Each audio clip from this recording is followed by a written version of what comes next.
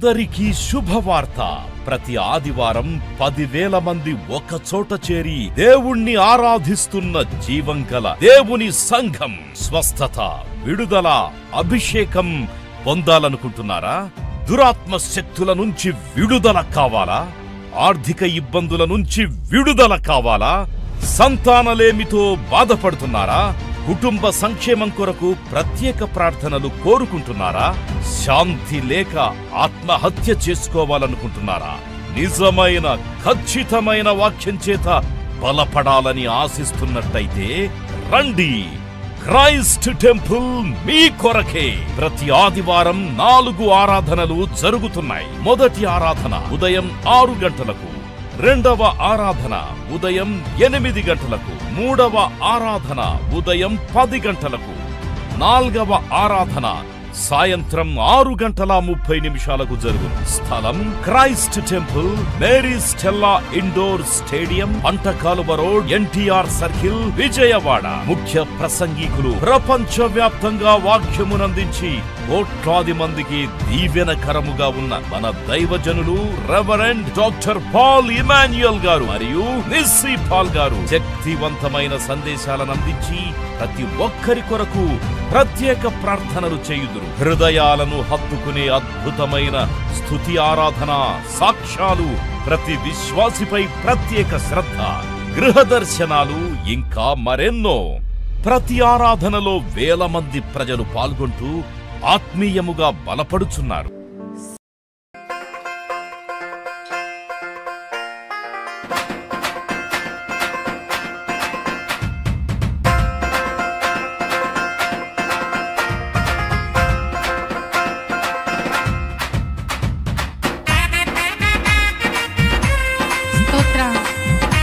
అందరూ ఉత్సాహంతో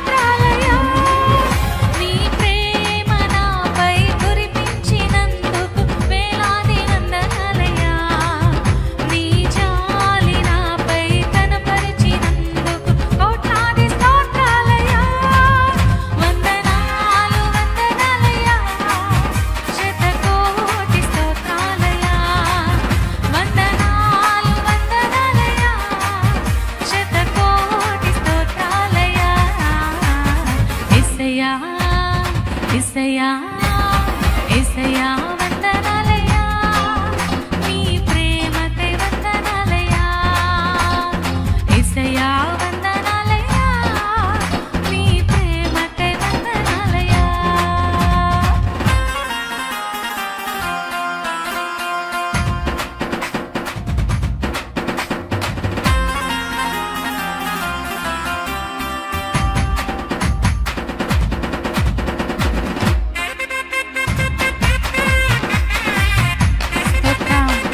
అందరూ ఉత్సాహంతో దేవుని సన్నిధిలో వందనాలు చెప్తాను ఆరాధిద్దాం మనస్ఫూర్తి ఆరాధన దేవునికి మనం అర్పిద్దాం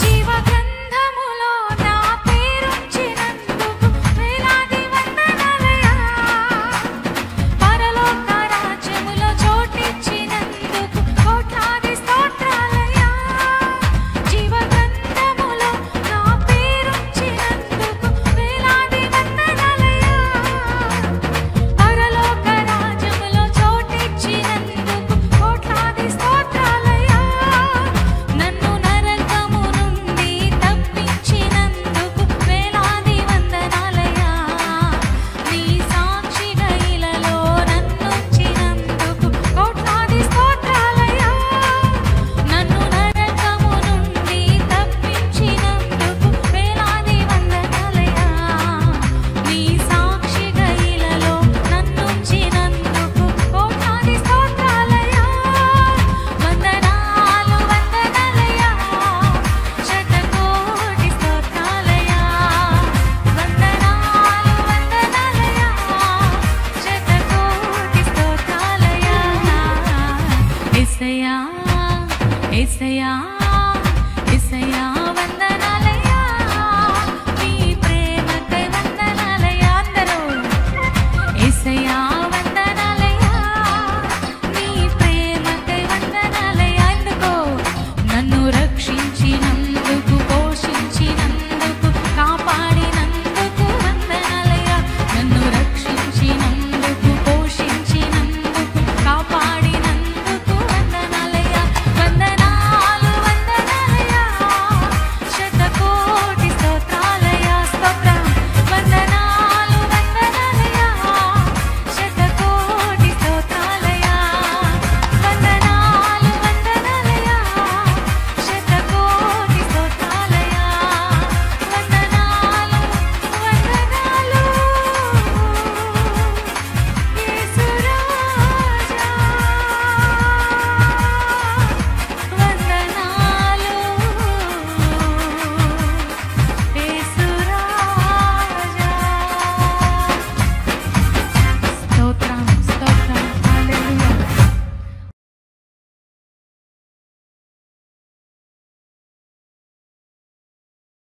సంఖ్యాకాండము 24వ అధ్యాయము 15, 16, 17 వచనాలు మనం చదువుకుందాం. సంఖ్యాకాండం 24వ అధ్యాయము ఉపమాన రీతిగా ఉపమాన రీతిగా ఇట్లా నేను బేరు కుమారుడైన బిలాముకు ఆ వచ్చిన దేవోక్తి వచ్చిన దేవోక్తి కన్నులు తెరిచిన వానికి వచ్చిన దేవోక్తి కన్నులు తెరిచిన వానికి వచ్చిన దేవోక్తి దేవవాక్కులను దేవవాక్కులు వినిన వాని వార్త మహోన్నతిని విద్యను ఎరిగిన వాని వార్త మహోన్నతిని విద్యను ఎరిగిన వార్త అతడు పరవశుడై కన్నులు తెరిచిన వాడై సర్వశక్తుని దర్శనము పొందెను. చదవండి. ఆయనను చూచుచున్నాను గాని ప్రస్తుతం ఉన్నట్లు కాదు ఆయనను చూచుచున్నాను గాని సమీపమున ఉన్నట్టు కాదు నక్షత్రము యాకోబులో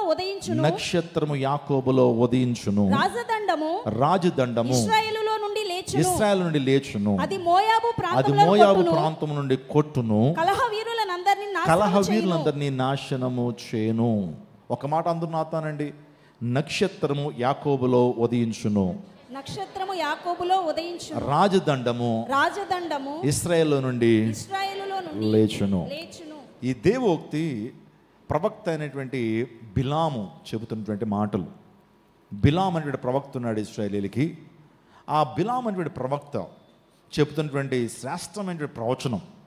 ఈ ప్రవచనం ఎవరి గురించి మాట్లాడుతున్నాడు అని ఆలోచన చేస్తే, జగద్రక్షకుడిని యేసుక్రీస్తు ప్రభువారు, లోక పాపలు మోసుకుని పోయే దేవుని గొర్రె పిల్లైనటువంటి యేసు ప్రభువారు గురించి క్రీస్తు పూర్వం కొన్ని వేల సంవత్సరాల క్రితం మాట్లాడుతున్నాడు. నక్షత్రము యాకోబులో ఉదయించును, రాజదండము ఇశ్రాయేలు నుండి లేచును. ఈ ప్రవచనము చాలా ప్రాముఖ్యమైన ప్రవచనం. యేసు ప్రభువారు ఈ లోకానికి అరుదేస్తాడని, ఈ లోకానికి నరావతారుగా వస్తాడని పాత నిబంధనలు అనేకమైన ప్రవచనాలు ఉన్నాయి. యేసుక్రీస్తు ప్రభు జన్మ అకస్మాత్తుగా జరిగినటువంటిది కాదు. It was not at all a accidental thing. చాలా ప్రాఫిటికల్ బ్యాక్గ్రౌండ్ యేసుక్రీస్తు ప్రభు వారికి జన్మకుంది. అందును బట్టి యేసుక్రీస్తు ప్రభు యొక్క జన్మ ప్రవచనాత్మకమైంది. ఈ ప్రపంచంలో ఎవరు పుట్టుక ముందుగా మరి ఏ ఒక్కరు అంతగా ప్రవచించలా. మీరు పుడతారని మీ తల్లికి కూడా సరిగ్గా తెలియదేమో, మీరు పుట్టినప్పుడు ఇలాంటివి జరుగుతాయని ఎవరో మన పుట్టుక గురించి మాట్లాడలా. కానీ యేసుక్రీస్తు ప్రభువారి పుట్టుక క్రితము కొన్ని వేల సంవత్సరాల క్రితమే అనేక మంది ప్రవక్తలు మాట్లాడారు, ప్రవచించారు. There are 300 straight prophecies are recorded in the word of God. దేవుని వాక్యంలో 300 డైరెక్ట్ ప్రవచనాలు ఉన్నాయి. యేసు ప్రభువారు ఆయన కన్యకకు పుడతాడని, యేసుక్రీస్తు ప్రభువారు పుట్టినప్పుడు ఆకాశంలో తార పుడుతుందని, యేసుక్రీస్తు ప్రభువారు చాలా కుగ్రామమైనటువంటి బెత్లెహేంలో పుడతాడని. సో ఇలా చాలా ప్రవచనాలు ఉన్నాయి. ఆయన పుట్టి చాలామందికి చీకట్లో ఉన్నటువంటి వారికి వెలుగును చూపిస్తాడని, ఆయన ఆశ్చర్యకరుడు, ఆలోచనకర్త, నిత్యుడగు తండ్రి, సమాధానకర్త, గధిపతి అని అతనికి పేరు పెడతారని, ఆయనకి ఇమ్మానుయేలుని పేరు పెడతారని, తన ప్రజలను వారి పాపం నుంచి ఆయన రక్షించును కనుక ఆయనకి యేసు అని పేరు పెడతారని, యెషయి ముద్దులోంచి చిగురు వస్తుందని. There are plenty of prophecies has been recorded in Old testament.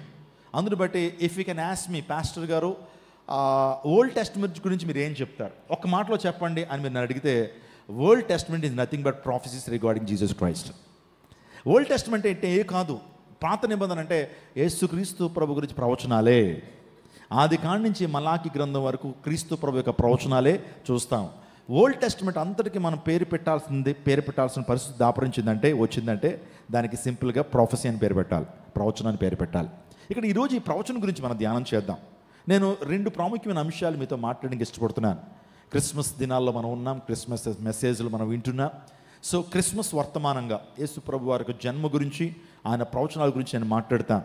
చూడండి, ఇక్కడ నక్షత్రం యాకోబులో ఉదయించును. బిలాం అంటే ప్రవక్త వాస్తవానికి బాలాకు ద్వారా ప్రభావితుడవుతాడు. బాలాకు ఎవరు అంటే మోయాబు రాజు. ఎవరు బాలాకు? ఎవరు? మోయాబు రాజు. వాస్తవానికి ఈ బిలామును పిలిచి ఇశ్రాయేలీని శపించమంటాడు. ఆ తర్వాత తన సైన్యాన్ని, తన యొక్క రాజ్యాన్ని, తన వారిని ఆశీర్వదించమంటాడు. ఆశీర్వచనం పలుకుతూ ఉంటాడు. ప్రభా వీరిని దీవించు, వీరిని ఆశీర్వదించని పలుకుతూ ఉంటాడు బిలాము. కానీ ఆ ఆశీర్వచనాలు శాపాలుగా మార్చబడుతుంటాయి. రాజు, ఏంటయ్యా నిన్ను ఆశీర్వదించమని చెప్పాను కదా, ఆశీర్వచనాలు పలకమని చెప్తున్నాను కదా, ఎందుకు మా ప్రజల్ని శాపవచనాలు పలుకుతున్నావు? అయ్యా నేనైతే ఆశీర్వదిద్దామని అనుకుంటున్నాను, కానీ అదేంటో తెలియదు, నాలోంచి ఏమొస్తున్నాయి? శాపవచనాలు వస్తున్నాయి అని అంటే, వాస్తవానికి ఇశ్రాయేల్ కూడా ఆ టైంలో చాలా బలమైనటువంటి సైన్యం. ఈ యొక్క బాలాక్ అనే రాజు ఇశ్రాయేల్ మీద దండెత్తి వచ్చేటువంటి టైంలో ఇశ్రాయేల్ కూడా చాలా బలవంతులు. వారికి గుర్రాలు ఉన్నాయి, ఇంకా చెప్పాలంటే మంచి ఆర్మీ వారికి ఉంది. ఆ దేశము చాలా పటిష్టంగా ఉంది. ఆ బాలాక్ అనేటువంటి రాజు, వీరి సీక్రెట్ ఏంటి? What is the secret of success for Israelites? ఇజ్రాయేల్కి ఉన్నటువంటి సీక్రెట్ ఏంటి? వారు విజయం సాధించడానికి ప్రాముఖ్యమైన కారణం ఏంటంటే ఆ దేశంలో ఉన్నటువంటి ప్రవక్త. దేవుడు ఆ ప్రవక్తకి ప్రతి విషయాన్ని చెబుతున్నాడు. ఆ ప్రవక్త ప్రవచనాలు తెలియచేయడం ద్వారా ఆ దేశం చాలా ఆశీర్వాద పదంలోకి వెళ్తూ ఉంది. ప్రజలు ఆ ప్రవక్త చెప్తున్న మాటలు వింటున్నారు.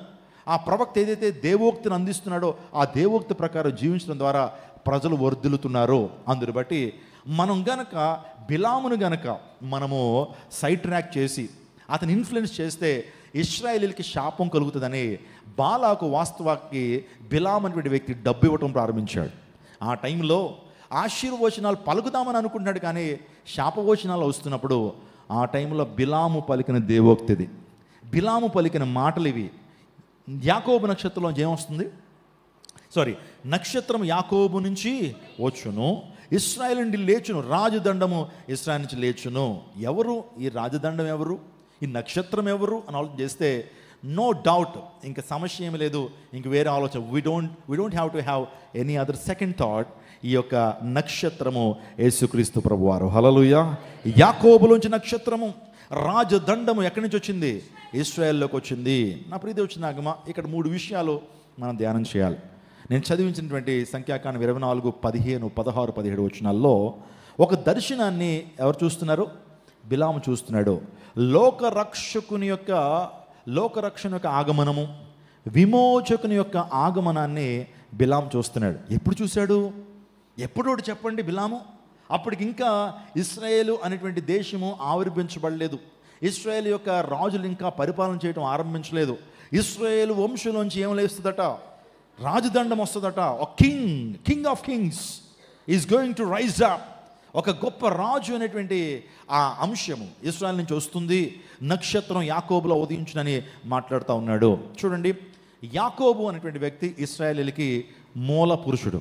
మాట చెప్పాలంటే ఆది పురుషుడు. చదవండి ఆదికాండం 32, 38 చదవండి. యాకోబు గురించి చెప్పబడుతుంది. యాకోబు నుంచే ఇశ్రాయేల్ దేశం అనేటువంటిది వచ్చింది అనేటువంటి విషయం మనకు తెలుసు. ఆదికాండం 32వ అధ్యాయం 38వ వచనం చదువుదాం. 28వ వచనం. ఆదికాండం 32వ అధ్యాయం 28వ వచనం. అప్పుడు ఆయన నువ్వు దేవునితోను మనుషులతోను పోరాడి గెలిచితివి గనుక ఇక మీదట నీ పేరు ఇశ్రాయేలే గాని యాకోబు అనబడదు. అసలు ఇజ్రాయేల్ అంటే మాట, ఇజ్రాయేల్ అంటే దేశం ఎవరి నుంచి వచ్చింది? యాకోబు. రాత్రంతా దేవునితో పెనుగులాడాడు. He was wrestling with God for entire night. ఆ రోజు రాత్రి బెహర్షెబా దగ్గర, ఓ మాటలో చెప్పాలంటే ఆ యొక్క ప్రాంతంలో యాకోబు రాత్రంతా దేవునితో పెనుగులాడాడు. He was fighting with God. నన్ను దీవించేంతో నేను విడిచిపెట్టినయ్యా, until you bless me I will not leave you అని దేవునితో పోరాడి ఎట్టకేలకు విజయాన్ని సాధించాడు. ఎవరు?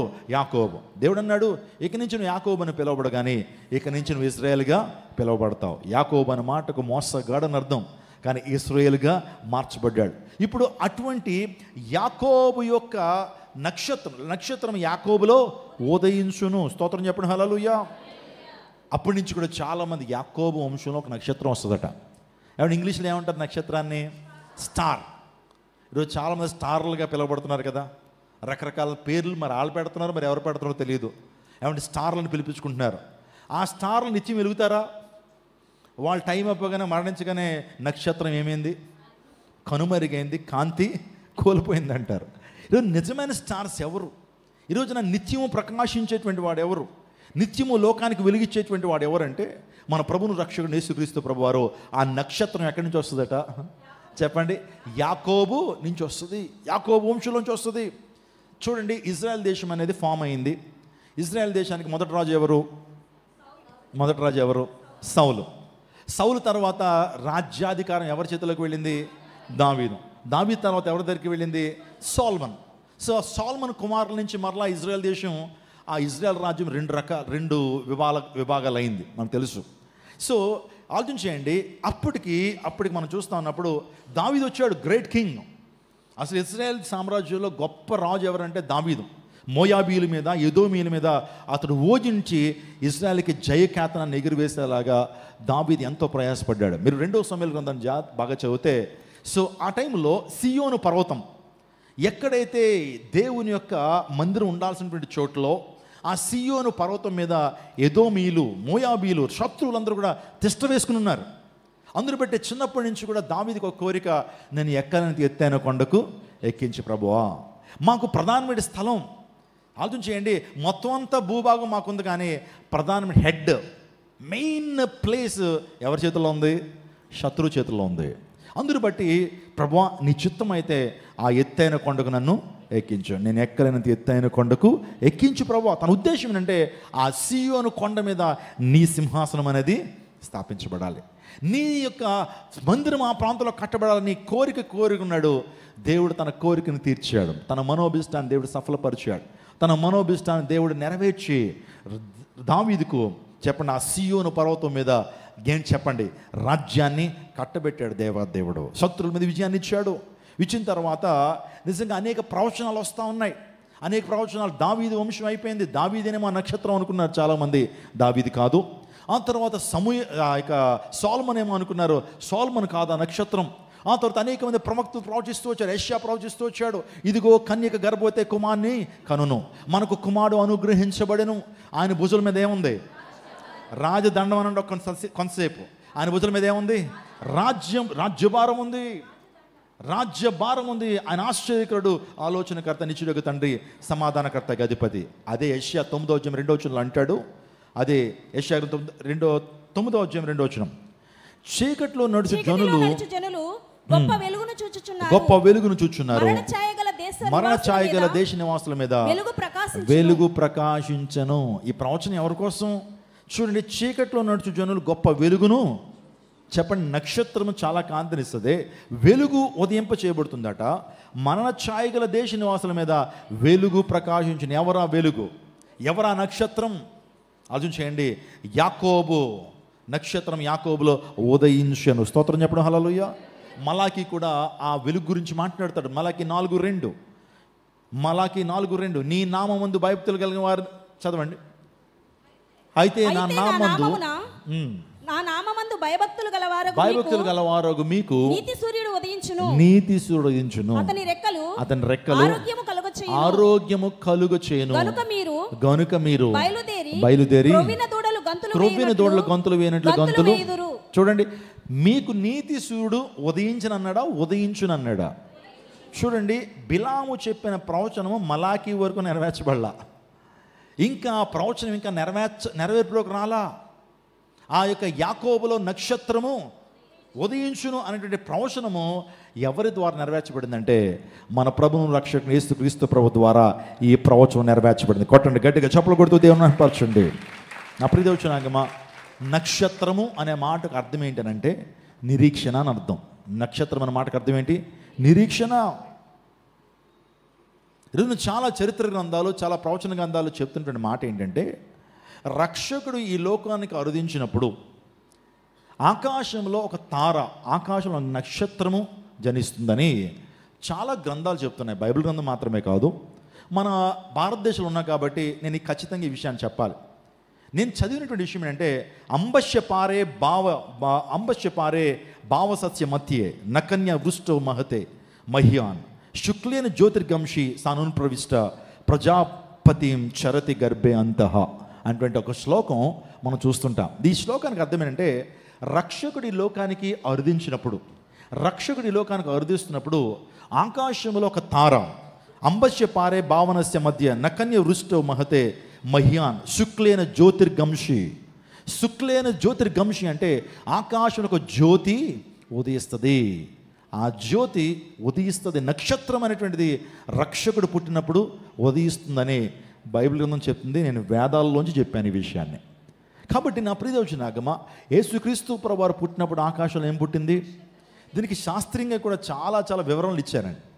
నేను ప్రతి క్రిస్మస్ టైంలో చాలా శాస్త్రీయంగా మీతో మాట్లాడతాను. యేసుక్రీస్తు నామం పేట మీకు అందరికీ శుభాలు తెలియపరుస్తున్నాను. క్రైస్ట్ టెంపుల్ అనే జీవంగల దేవుని సంఘానికి దేవుడు 2 ఎకరాల 16 సెంట్ల భూమిని అనుగ్రహించారు. సో ఇదే స్థలంలో మహాదేవుని యొక్క గొప్ప మందిరం నిర్మించబడాలని ప్రార్థన చేస్తూ వచ్చాం. దేవుని చిత్తమైతే ప్రతి సమయంలో ఈ యొక్క మందిరాన్ని ప్రారంభించాలని నేను ఆశ పెడుతున్నా. పర్మిషన్స్ ప్రధాని ఇస్తా ఉన్నారు. ప్రస్తుతానికి ఈ ప్రాంతం అంతా కూడా చదువు చేసి పనులు ప్రారంభించడం జరిగింది. వెనకాలటువంటి ఆ చిన్న కన్స్ట్రక్షన్ లో కూడా ఒక వాచ్మెన్ ఉంచాలని నేను ఆశ పెడుతున్నాం. దాన్ని ప్రార్థన చేయండి. దేవుని కార్యాలు బహుబలంగా విజయవాడ పట్టణం జరిగించాలని, ఇక విజయవాడ పట్టణాన్ని కేంద్రంగా చేసుకుని ఈ పరిచయ దేవుడు ప్రపంచవ్యాప్తంగా విస్తరింప చేయబడాలని మేము కోరుతా ఉన్నాం.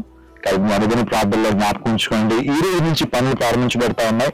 దేవుని చిత్తం అయితే సో నెక్స్ట్ ఇయర్ కి నూతన మందిరంలోకి వెళ్ళాలనేటువంటి ఆలోచన, ఆశ మాకుంది. దేవుడు మన ఆశను తీర్చాలని మీ ప్రార్థనలో జ్ఞాపకం చేసుకోవాల్సిందిగా ప్రభువు పాటు మనం చేస్తున్నాను. దేవుడు మన విజయవాడిని దీవించును గాక. ఆమేన్, ఆమేన్.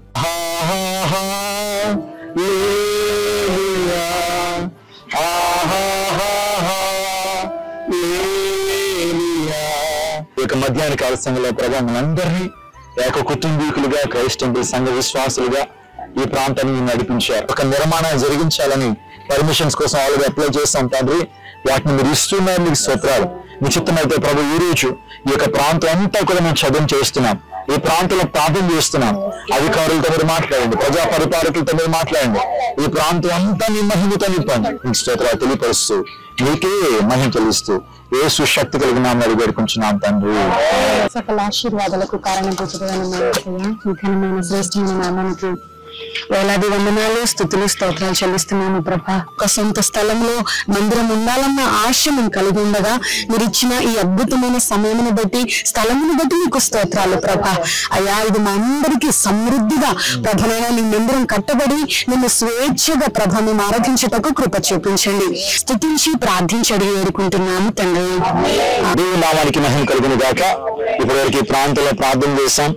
దేవుని యొక్క మహిమ ఈ ప్రాంతానికి దిగి వచ్చిందని నేను నమ్ముతున్నాను.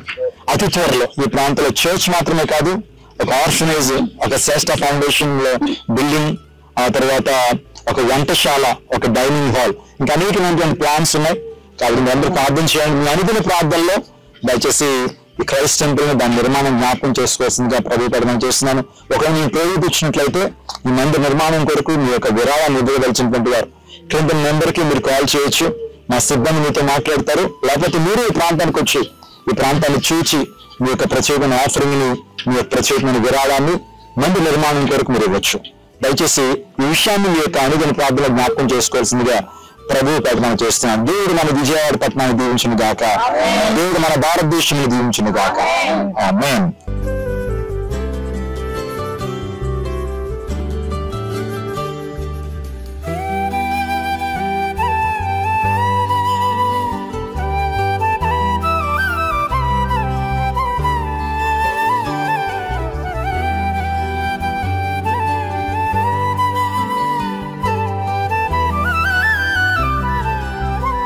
అందరికీ శుభవార్త. ప్రతి ఆదివారం 10,000 మంది ఒక చోట చేరి దేవుణ్ణి ఆరాధిస్తున్న జీవం గల దేవుని సంఘం. స్వస్థత, విడుదల, అభిషేకం పొందాలనుకుంటున్నారా? దురాత్మ శక్తుల నుంచి విడుదల కావాలా? ఆర్థిక ఇబ్బందుల నుంచి విడుదల కావాలా? సంతానలేమితో బాధపడుతున్నారా? కుటుంబ సంక్షేమం కొరకు ప్రత్యేక ప్రార్థనలు కోరుకుంటున్నారా? శాంతి లేక ఆత్మహత్య చేసుకోవాలనుకుంటున్నారా?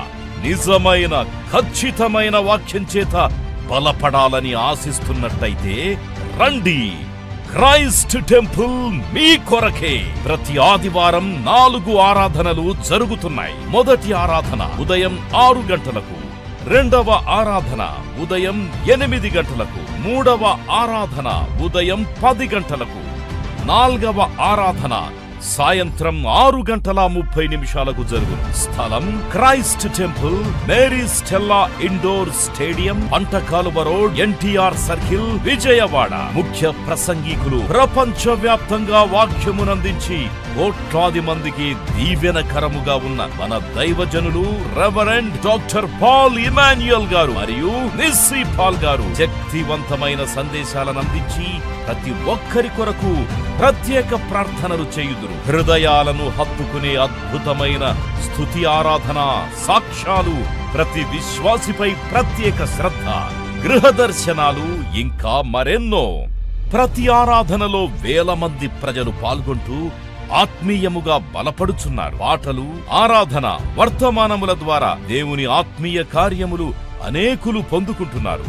విజయవాడ చుట్టుపక్కల ప్రాంతాల నుంచే కాక 100 కిలోమీటర్ల దూరం నుంచి ప్రజలు వచ్చి ఆత్మీయ మేలులు పొందుచున్నారు.